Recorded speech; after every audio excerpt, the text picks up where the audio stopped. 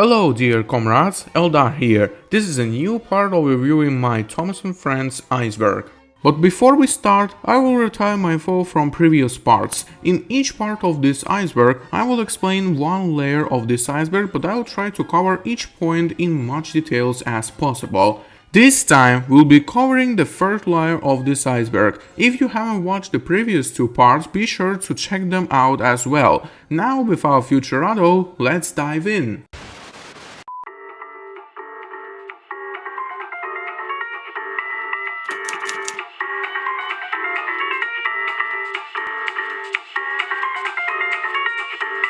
Timothy's face.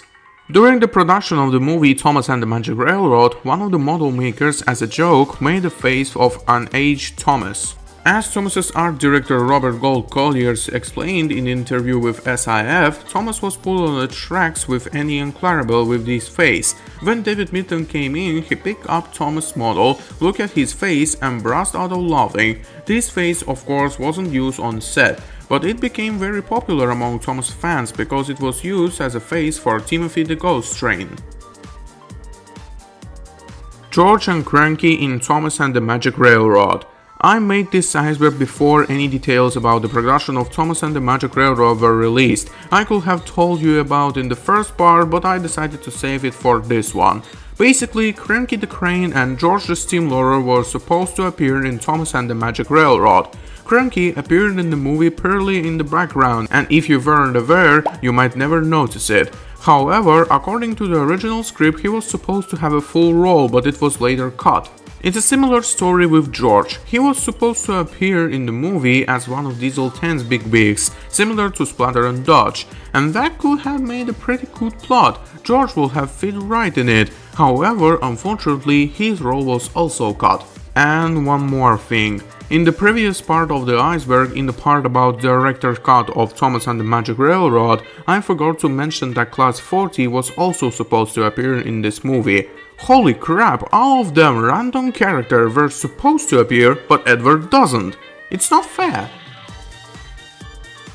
Thomas and the UK trip. During the production of Season 3, the Thomas creators made a short crossover film exclusive to Japan to promote Thomas and his friends in that country. According to the plot, two popular Japanese mascots, Gachapin and Makuku, arrived in the UK by plane. On the first day, they arrived at Shepperton Studios, where Thomas series was filmed at the time. Upon in turn, they made Thomas himself and the Fat Controller and all of the other engines. On the second day, they embark on a journey through the British Railways and learn how a real train works. This film can be considered the very first film set in the Thomas universe. However, it was never considered an official film because it was only shown in Japan. Tim Stoffel. Tim Stoffel is one of the model makers of the first season of Thomas & Friends. He created the character faces for the first season as well as ton of human models for the first season. Tim Stoffel was originally a musician, but later around the late of 1970s and early 1980s, he decided to start creating models for various TV shows. He later returned to music again and remains a musician to this day. Molly's prototype faces. Originally, Molly was supposed to have completely different, larger faces. However, the people who designed her faces were inexperienced, and when Molly was shown with these faces, they called her faces scary and told the model designers to completely redo them. And you know, in my opinion, Molly's original face, smaller face, looks better. However, because all the promo material images and technical photos were made with the original face, all Molly's merchandise depict her with this extended face. Sometimes it's look okay, but mostly it's just not that great, especially on Tommy model. Ugh. Stan Lee's shed.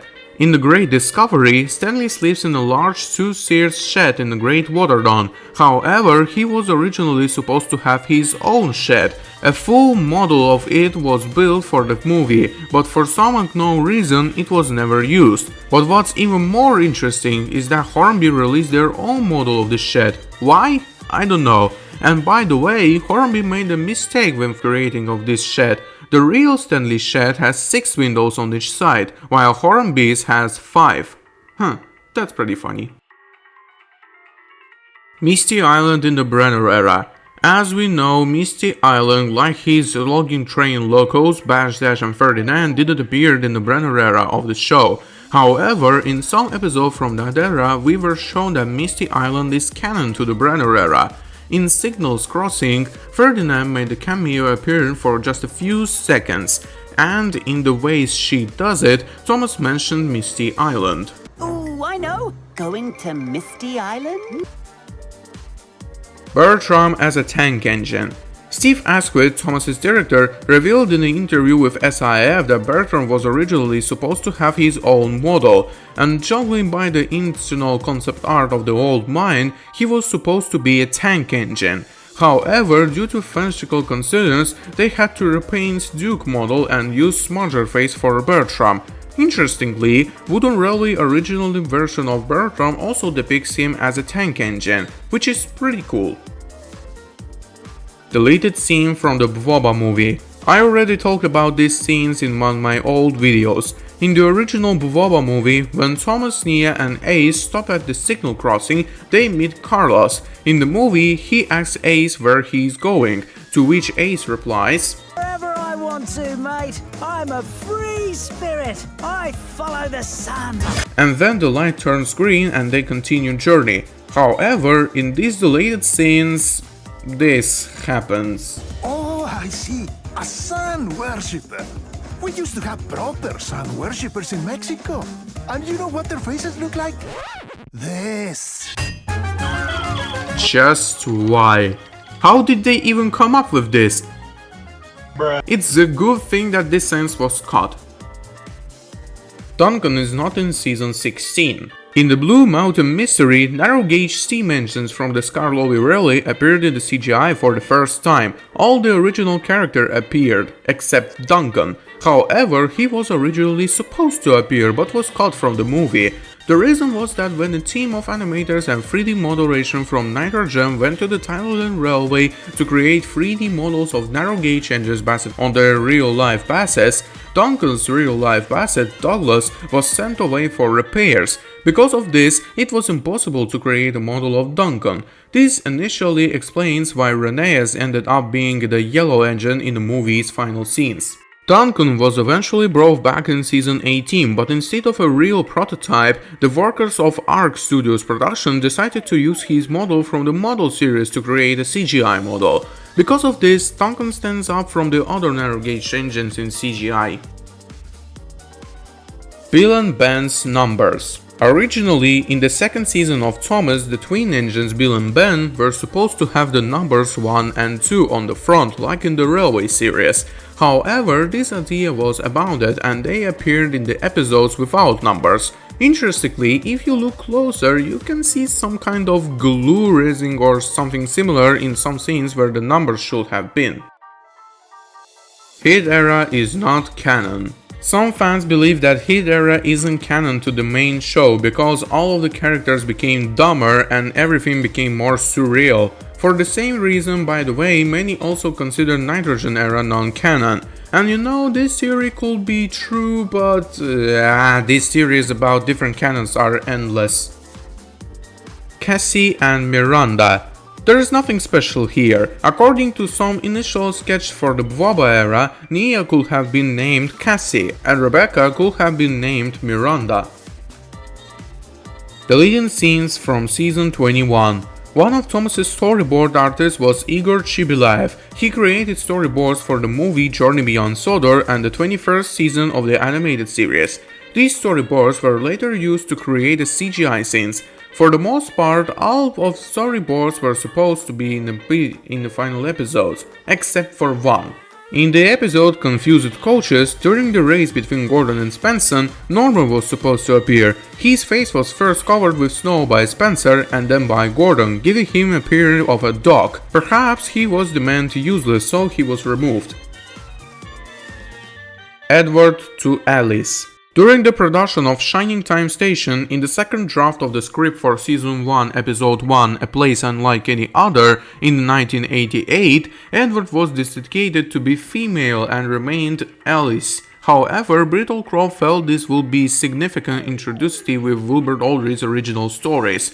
Interestingly, some newspapers from 1994 also repeated this issue in their articles. Splotch was repeated as Harry and Bert. I got a little bit confused here, and in fact it wasn't Splatter and Dodge who were repeated as Harry and Bert, but Harry and Bert who were repeated as Splatter and Dodge. If you look closer to Harry's model in the movie Calling All Engines, you can see a small amount of purple paint left from Splatter. Audrey and Dolby conflict. This, as I understand, isn't a conflict at all, but for some reason they call it a conflict. Reginald Dolby was the third illustrator of the Railway series. He worked as an illustrator of a very long time, until Percy the Little Engine. To be precise, although Wilbur Aldrich himself disliked Dolby's illustrations. Wilbur Aldrich believed that all trains were the same to Dolby, and he illustrated them without taking inspiration from the real engines. Billy in Season 13.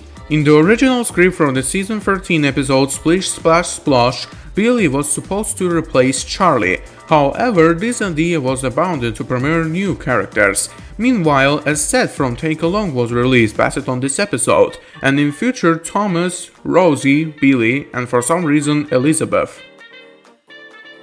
Pierce Brosnan's voice acting in Season 12. Pierce Brosnan narrated the movie The Great Discovery. However, he was originally slated to narrate Season 12 in both dubs. He voiced lines for some episodes, but by that time, Michael Angelis and Michael Brandon had already been signed as the narrators, so Pierce Brosnan has to leave. The reason he didn't return is unknown. All the CGI faces in Season 12 were animated to match Brosnan's speech particulars, so Michael Angelis and Michael Brandon had to match his lip moving and speech rate. However, a little later, part of Brosnan's voice covering for the episode Gordon Takes a Shortcut was leaked online, and this is the only such official expert for the full voice covering. Oh, I'm sorry I'm late. I took a shortcut, but I got lost. Huh, I never get lost. I know the railway better than any other engine. However, in a short documentary showing Brosnan narrating the movie, there are several moments where he reads lines for the episodes Thomas Puts the Brake On and Best Friends. Thomas had been chosen to help the builders. He was very busy and very proud. Thomas was at the yards. He was excited. This is the last delivery, he huffed to himself. Thomas arrived at Great Waterton. Sir Topham Hatt was waiting to welcome the brass band. Had he stayed, he could have voiced the show all the way through Season 14, I think. Adult joke in Season 3. I wouldn't even comment on anything here. I will just play the clip and you can figure out yourself where's the adult joke. My funnel's cold, he puffed. I want a scarf. Rubbish, Percy, said Henry. Engines don't wear scarves. Engines with proper funnels do, replied Percy. You've only got a small one. Okay, you got it? Great, let's continue. James's model was damaged in the movie Thomas and the Magic Railroad. Lost of Thomas and Magic Railroad items today. So, as Dave Axford explained in the interview with SIF, they have a minor problem while filming the scenes with James and Diesel 10 in the smelter. Steve Asquith was controlling James in the scene, and he passed too hard on the control panel, causing James to fall onto the smelter's pit. He fell about 3.5 pits onto the studio's floor. His model, unlike some of the other engines, were made of plexiglass and it was slightly damaged, but luckily they were able to fix it in about a half and half. It's pretty funny that James actually fell in these scenes even though it wasn't planned. The original script for Thomas and the Royal Engine. Special Thomas and the Royal Engine was released in 2020 to celebrate the franchise's 75th anniversary. According to special screenwriters Michael White, the original script for this episode was twice long, about 40 minutes. He said he wanted to bring back characters from the movie Journey Beyond Sodor in this special. Interestingly, they achieved this some CGI character models like Lexi were converted to Boba era episodes quality. However, this version of the script was soon scrapped to above scratching the running time. Too bad, this special turned out great. I can just imagine what it would have looked like if running time had been longer. Season 3 was based on the magazine stories. During the production of Season 3, the creators of Thomas needed to adapt some stories about Thomas and his friends for the television, but the stories of Wilbur Dory's family members were, to put it bluntly, not enough, so they decided to create the episode based on the magazine stories written by Andrew Brother. Interestingly, Andrew Brother didn't create it for the episode based on his stories, and Brother himself apparently didn't recently a penny for it. And it wasn't just in Season 3, they used Andrew Brother's stories to make 11 episodes of Season 3, 3 episodes of Season 5, and 1 episode from Season 10. I only just found about the last one. It's ironic, by the way, that Andrew Brother later became the head writer for this show. Hero of the Rails in models. Initially, the movie Hero of the Rails was supposed to release in the style of Season 12, combining CGI animation and live-action props. The animation wasn't done, though the faces for Hero, Kevin and Victor were created and they were used for the basis of the merchandising featuring their characters.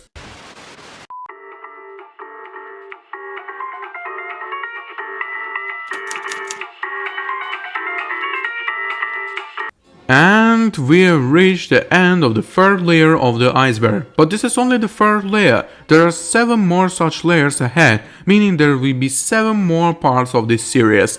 Well, that's all for today. Thank you all for watching and don't forget to subscribe. Thank you all, goodbye, comrades.